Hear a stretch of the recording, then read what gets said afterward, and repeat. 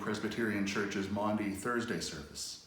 I'm Dave Wright, and in addition to being the university chaplain at the University of Puget Sound, I'm one of the clergy and pastoral associates that's a part of the Emmanuel community.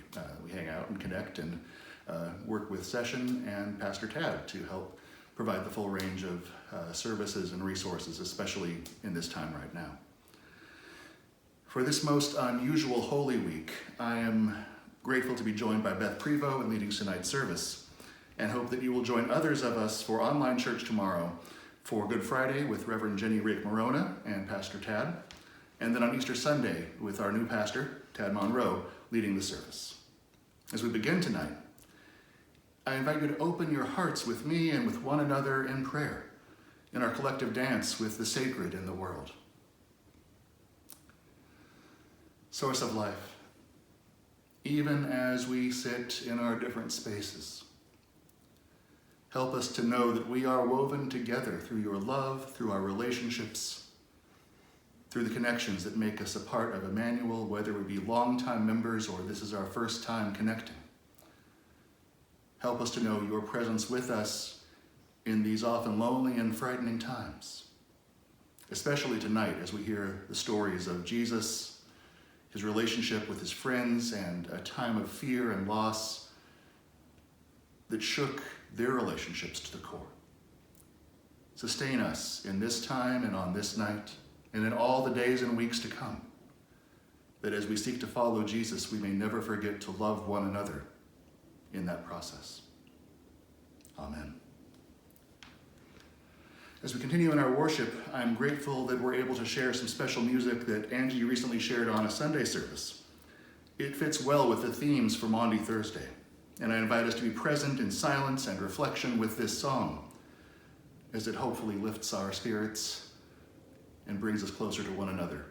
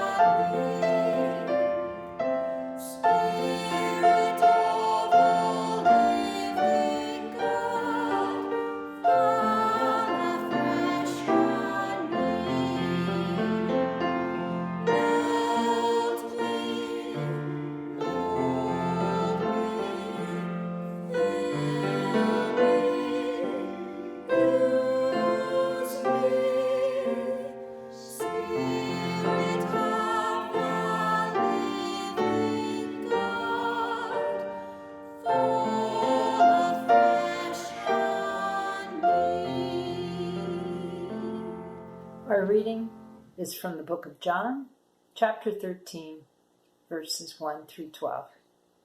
Now, before the festival of the Passover, Jesus knew that his hour had come to depart from this world and go to the Creator. Having loved his own who were in the world, he loved them to the end. The devil had already put it into the heart of Judas, son of Simon Iscariot, to betray him. And during supper, Jesus, knowing that the Creator had given all things into his hands, and that he had come from God and was going to God, got up from the table, took off his outer robe, and tied a towel around himself. Then he poured water into a basin and began to wash the disciples' feet and to wipe them with the towel that was tied around him. He came to Simon Peter, who said to him, "Lord, are you going to wash my feet?" Jesus answered, "You do not know what I am doing, but later you will understand." Peter said to him, "You will never wash my feet." Jesus answered, "Unless I wash you, you have no share with me." Simon Peter said to him, "Lord, not my feet only, but also my hands and my head." Jesus said to him, "One who has bathed does not need to wash, except for the feet, but is entirely clean. And you are clean, although not all of you." For Jesus knew who was to betray him. For this reason he said, "Not all of you are clean." After he had washed their feet, had put on his robe, and had returned to the table, he said to them, "Do you know what I have done to you? Do you know what I have done to you?"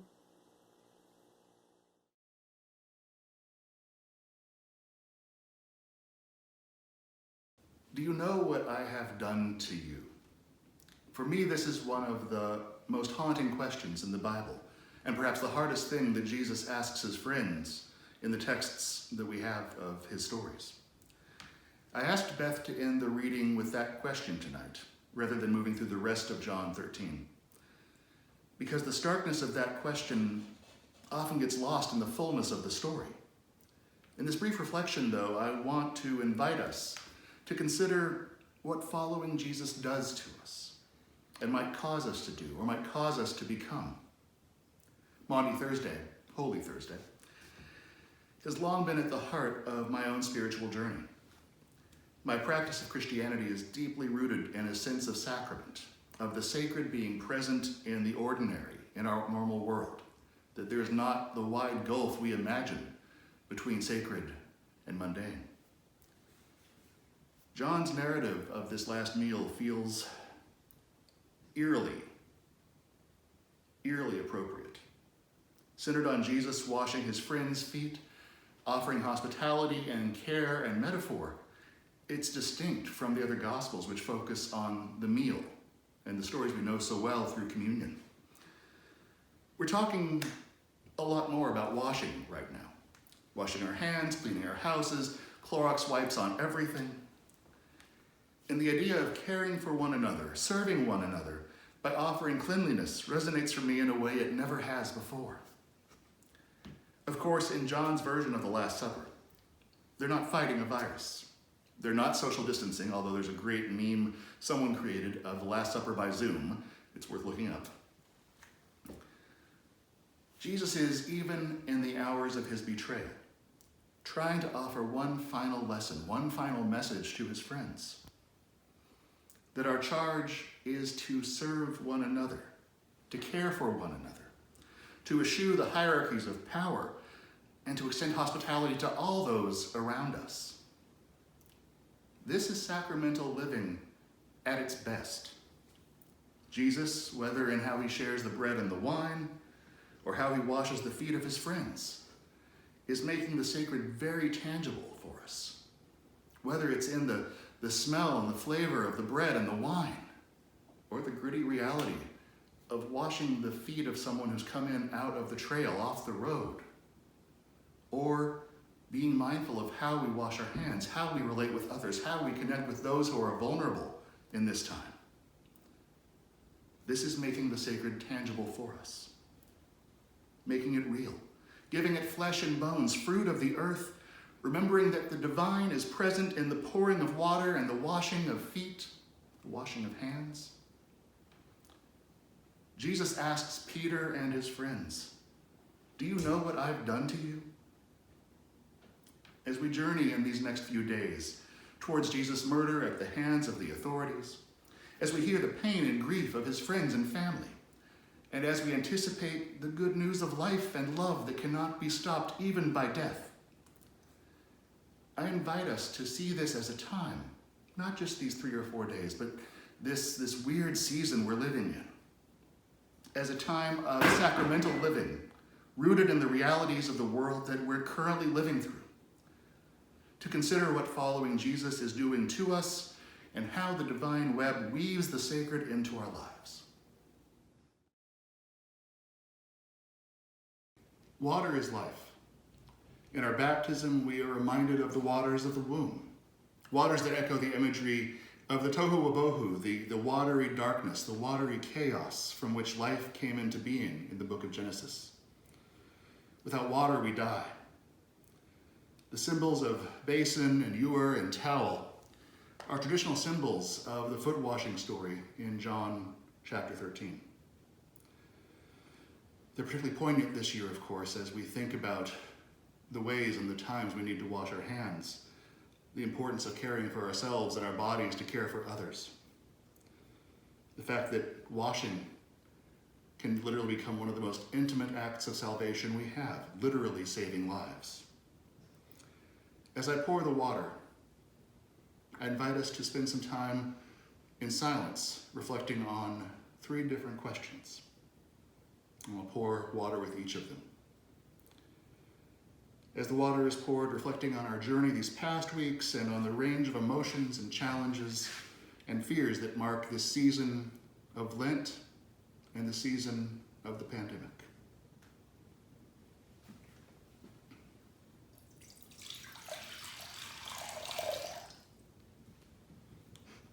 How are the daily acts of living sacramental? How can we find the sacred in the everyday?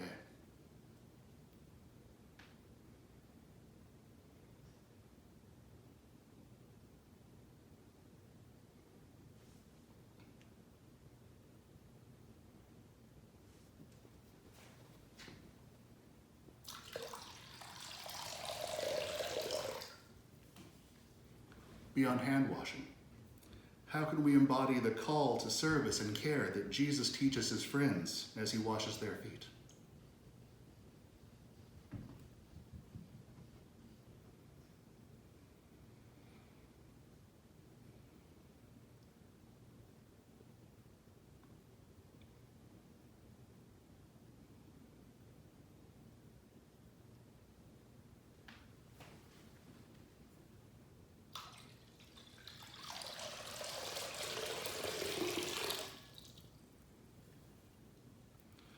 How does this story, how does this water call us to love in the time of coronavirus?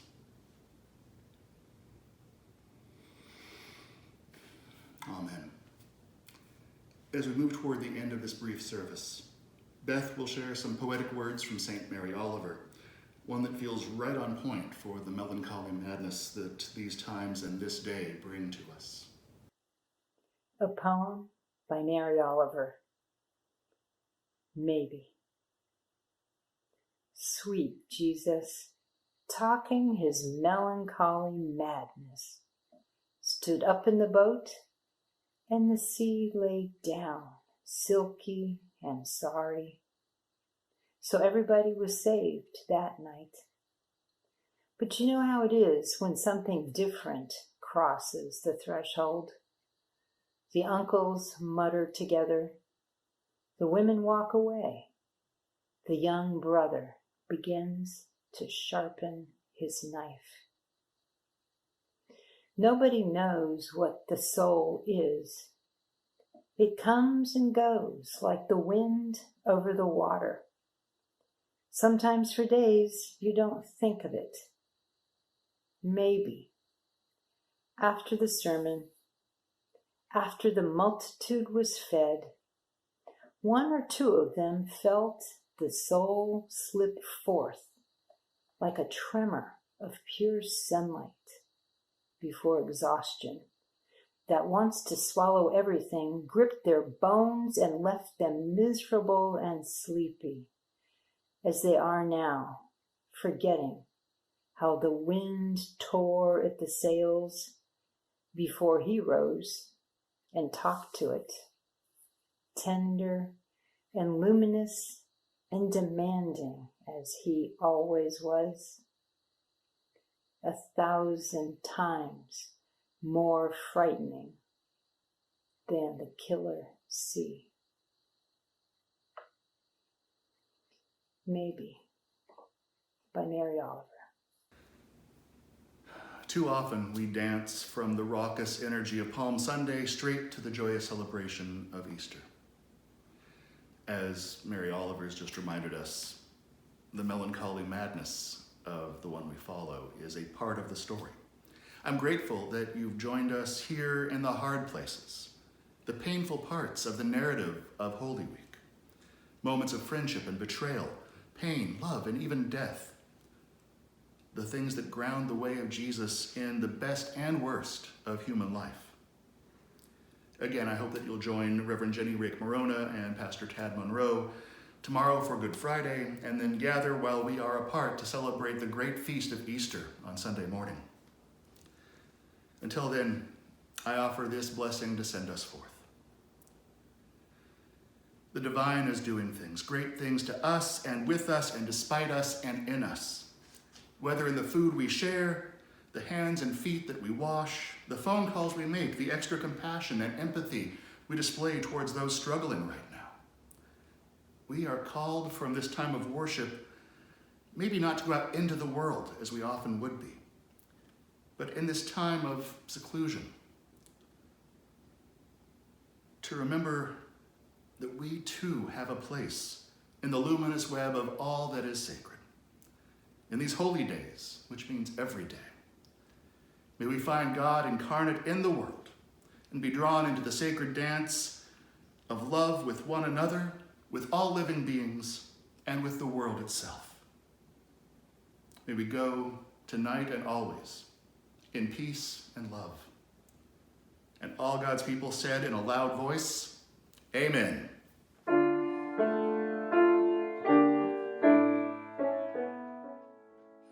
Stay with me, remain here with me, watch and pray, watch and pray. Stay with me, remain